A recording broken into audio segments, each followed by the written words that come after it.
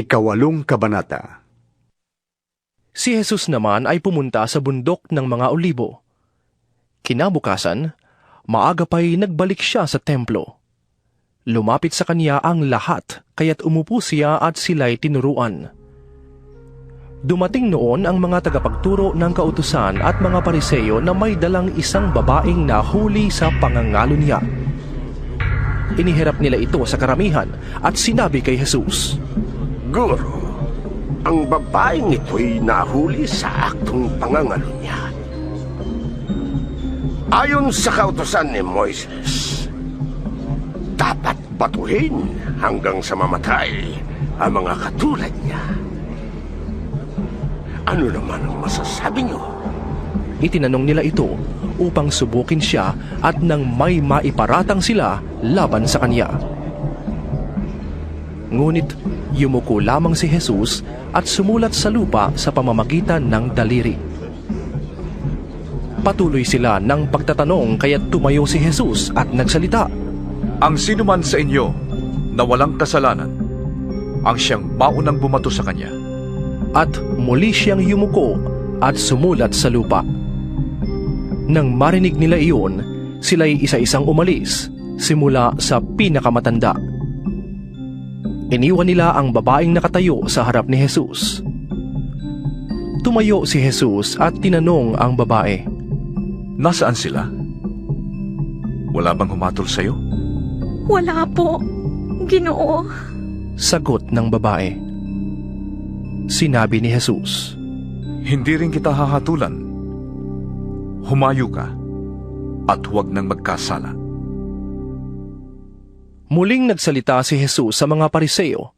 Sinabi niya, Ako ang ilaw ng sanlibutan.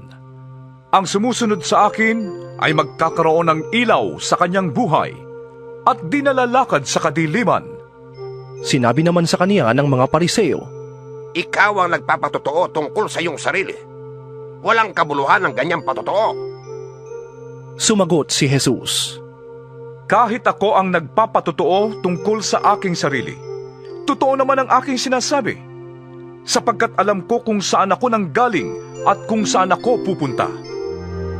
Ngunit hindi ninyo alam ang aking pinanggalingan at ang aking pupuntahan.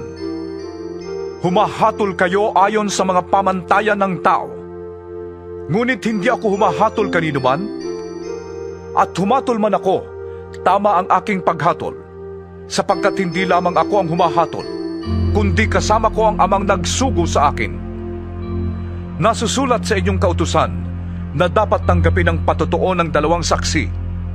Nagpatotoo ako tungkol sa aking sarili, at nagpapatotoo rin ang amang nagsugo sa akin. Siya'y tinanong nila. Nasaan ang iyong ama? Sumagot si Jesus, Hindi ninyo ako nakikilala, at hindi rin ninyo nakikilala ang aking ama. Kung nakikilala ninyo ko, makikilala rin ninyo siya. Ito'y sinabi ni Jesus nang siya'y nagtuturo sa templo sa dakong kinaroroonan ng mga lalagyan ng mga alay. Ngunit walang nangahas na humuli sa kaniya sapagkat hindi pa niya oras. Muling sinabi ni Jesus sa kanila, Ako'y aalis at hahanapin ninyo ko. Ngunit mamamatay kayo nang hindi pa napapatawad sa inyong mga kasalanan. Hindi kayo makakapunta sa pupuntahan ko. Nag-usap-usap ang mga Hudyo. Magpapakamatay kaya siya? Kaya niya sinabing, hindi kayo makakapunta sa pupuntahan ko? Kaya't sinabi ni Jesus, Kayo'y mula sa ibaba, ako'y mula sa itaas. Kayo'y taga-sanlibutang ito, ako'y hindi. Kaya sinabi ko sa inyong mamamatay kayo nang hindi pa napapatawad sa inyong mga kasalanan. Kung hindi kayo maniniwalang, ako'y ako nga. Mamamatay nga kayo nang hindi pa napapatawad sa inyong mga kasalanan. Sino ka nga bang talaga? Tanong nila. Sumagot si Jesus, Matagal ko nang sinabi sa inyo kung sino ako. Marami akong masasabi at mayahatol laban sa inyo. Ngunit totoo ang sinasabi ng nagsugo sa akin. At ang narinig ko sa kanya ang ipinapahayag ko sa sanlibutan. Hindi nila naunawaan na ang Ama ang tinutukoy niya. Kaya't sinabi ni Jesus, Kapag naitaas na ninyo ang anak ng tao, malalaman ninyong ako'y ako nga. Wala akong ginagawa sa sarili kong kapangyarihan. Ang ipinasasabi lamang ng Ama ang siya kong sinasabi. At kasama ko ang nagsugo sa akin. At hindi niya ako iniiwan. Sapagkat lagi kong ginagawa ang nakalulugod sa kanya. maraming nakarinig nito ang naniwala sa kanya. Sinabi naman ni Jesus sa mga Hudiyong naniniwala sa kanya, Kung tinutupad ninyo ang aking aral, tunay ngang kayo'y mga alagad ko. Makikilala ninyo ang katotohanan, at ang katotohanan ang magpapalaya sa inyo. Lahi kami ni Abraham, tugon nila. at kailanmay di kami naalipin ni numan. Paano mo masasabing palalayain kami? Sumagot si Jesus, Tandaan ninyo, ang namumuhay sa kasalanan ay alipin ng kasalanan. Ang alipin ay hindi kabilang sa pamilya sa habang panahon. Subalit ang anak ay kabilang magpakailanman. Kayo'y tunay na lalaya kapag pinalaya kayo ng anak. Nalalaman kong lahi kayo ni Abraham, ngunit pinagsisikapan ninyo kong patayin, sapagkat ayaw ninyong tanggapin ang aking aral. Ang nakita ko sa aking Ama, ang siya kong sinasabi sa inyo. At ang narinig ninyo sa inyong ama, ang siya namang ginagawa ninyo. Sumagot sila. Si Abraham ang aming ama. Sinabi sa kanila ni Jesus, Kung kayo'y tunay na mga anak ni Abraham, tutularan ninyo ang kanyang ginawa. Sinasabi ko lang ang katotohanang narinig ko sa Diyos, ngunit pinagsisikapan ninyong ako'y patayin. Hindi ganon ang ginawa ni Abraham? Ang ginagawa ninyo'y tulad ng ginagawa ng inyong ama. Hindi kami mga anak sa labas. tugon nila. Iisa ang aming Ama, ang Diyos. Sinabi ni Jesus, Kung talagang ang Diyos ang inyong ama, iibigin ninyo ko. Sapagkat sa Diyos ako nanggaling.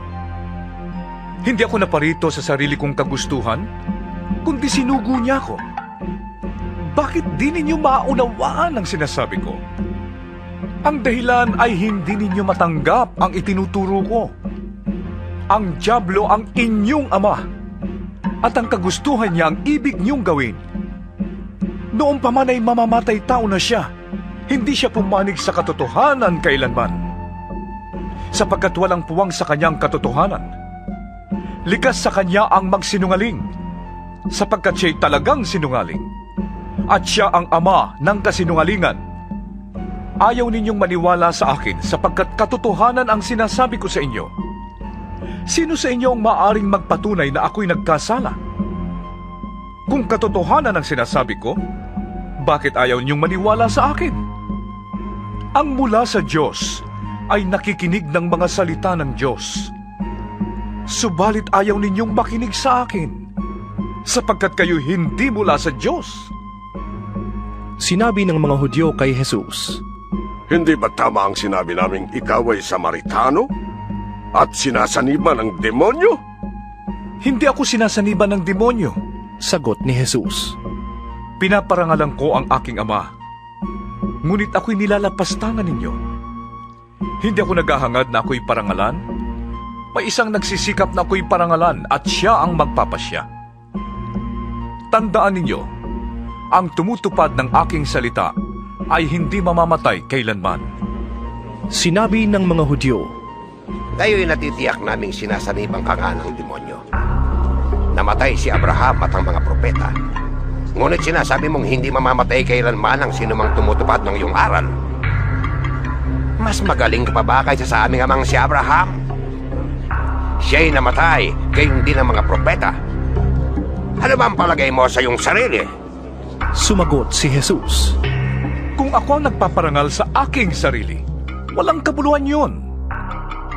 Ang nagpaparangal sa akin ay ang aking ama at sinasabi ninyong siya ang inyong Diyos. Hindi niyo siya nakikilala? Ngunit siya'y kilala ko. Kung sasabihin kong hindi ko siya nakikilala, ako'y magiging sinungaling na tulad ninyo. Subalit nakikilala ko siya at sinusunod ko ang kanyang sinasabi. Natuwa ang inyong amang si Abraham nang malaman niyang makikita niya ang araw ng aking pagdating. Nakita nga niya ito at siya'y nagalak. Dahil dito'y sinabi sa kanya ng mga Hudyo, Wala ka pang 50 taong gulang. Paano mong nakita si Abraham? Sumagot si Jesus, Sinasabi ko sa inyo, bago pa ipinanganak si Abraham, ako na. Nagsidampot sila ng bato upang siya'y batuhin, ngunit nagtago si Jesus at lumabas ng templo.